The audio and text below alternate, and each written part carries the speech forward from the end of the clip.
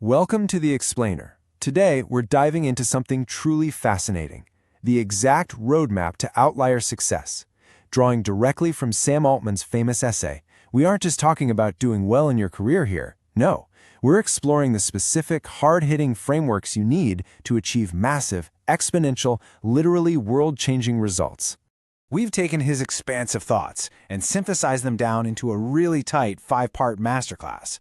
The Outlier Success Formula, building your internal engine, multipliers of execution, the magic of compounding, and finally, bending the world. Let's get right to it. Part 1, the Outlier Success Formula. So the foundational concept here is that baseline success and outlier success actually operate on entirely different physics engines. Most people get completely bogged down in linear opportunities. Think about a career with someone doing a job for 20 years is really only as effective as someone who's been doing it for 2. Your rate of learning just sort of plateaus. Outliers, on the other hand, actively hunt for exponential curves.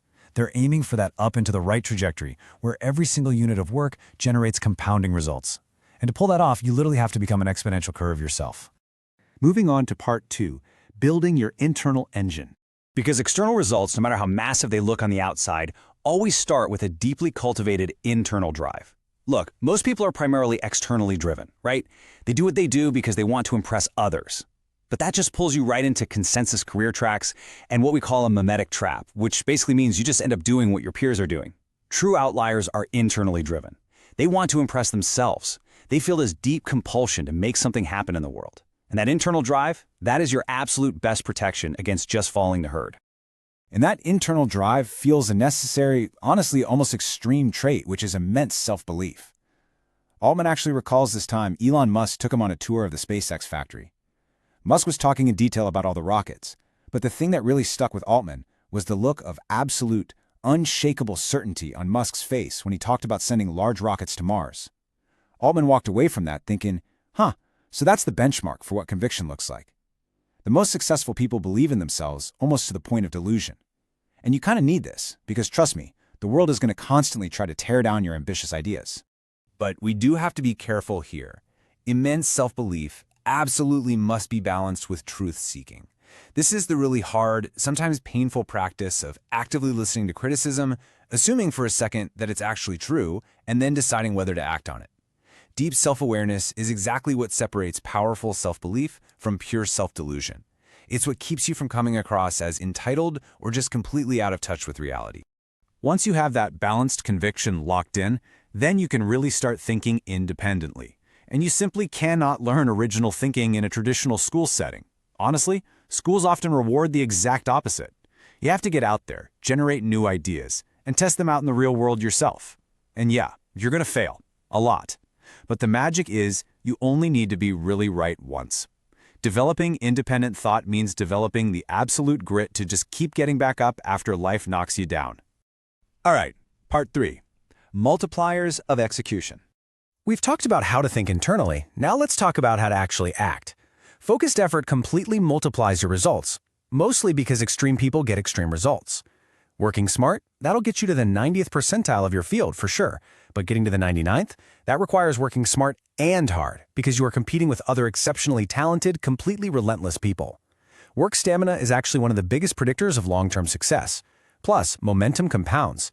So you really want to front-load this hard work early in your career. Figure out a small handful of priorities, focus intensely, and move fast. But executing hard in a vacuum isn't going to cut it. You have to convince others of your vision. Because eventually, all great careers basically become sales jobs.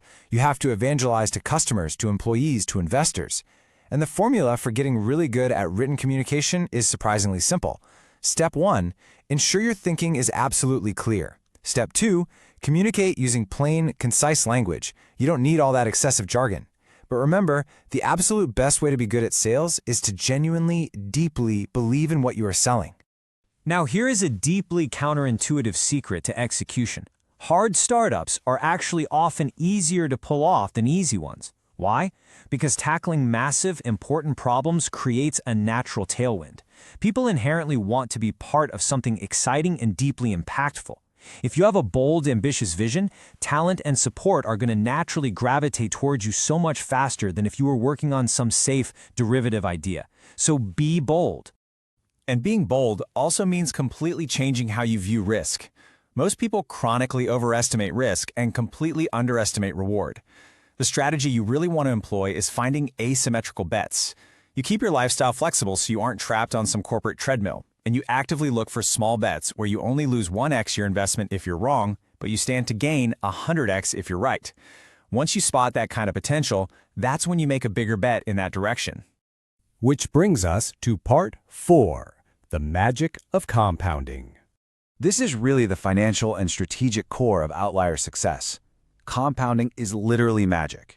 You have to be willing to completely let go of those small linear opportunities to focus purely on potential step changes. I mean, the kind of projects that will literally add another 0 to your success metric. Your absolute biggest competitive advantage is long-term thinking. In a compounding curve, the further out years are where the most staggering value is generated. You just have to trust the exponential curve and be patient. And this leads us to debunking probably the biggest economic misunderstanding out there. So many people think a really high salary is how you get truly rich. It's just not. When you rely on a salary, you're just selling your time, and time only scales linearly.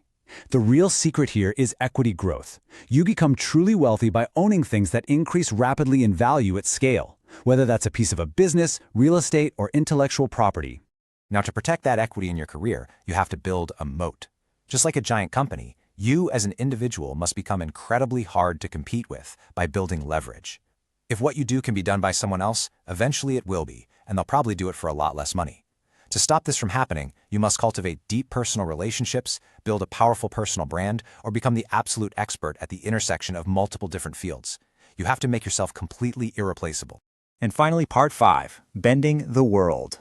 Outlier success isn't just about navigating the world exactly as it is. It's about actively shaping reality to your advantage. But you can't bend the world all by yourself. You build an incredibly strong network by genuinely helping others over a long period of time, without any immediate expectation of return. Share the upside generously. Altman notes this pretty much always comes back to reward you 10x later.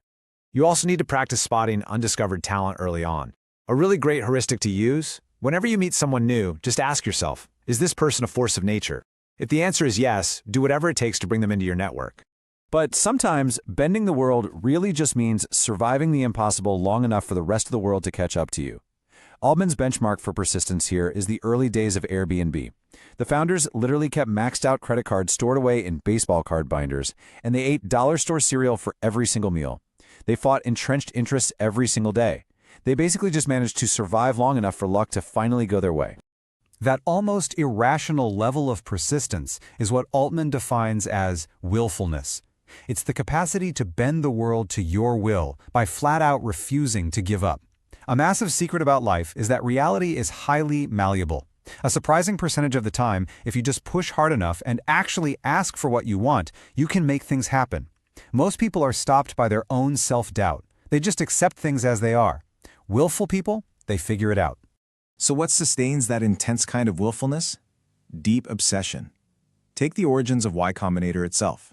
When Jessica Livingston and Paul Graham started it, their model was widely mocked by people, but they didn't care at all about external validation.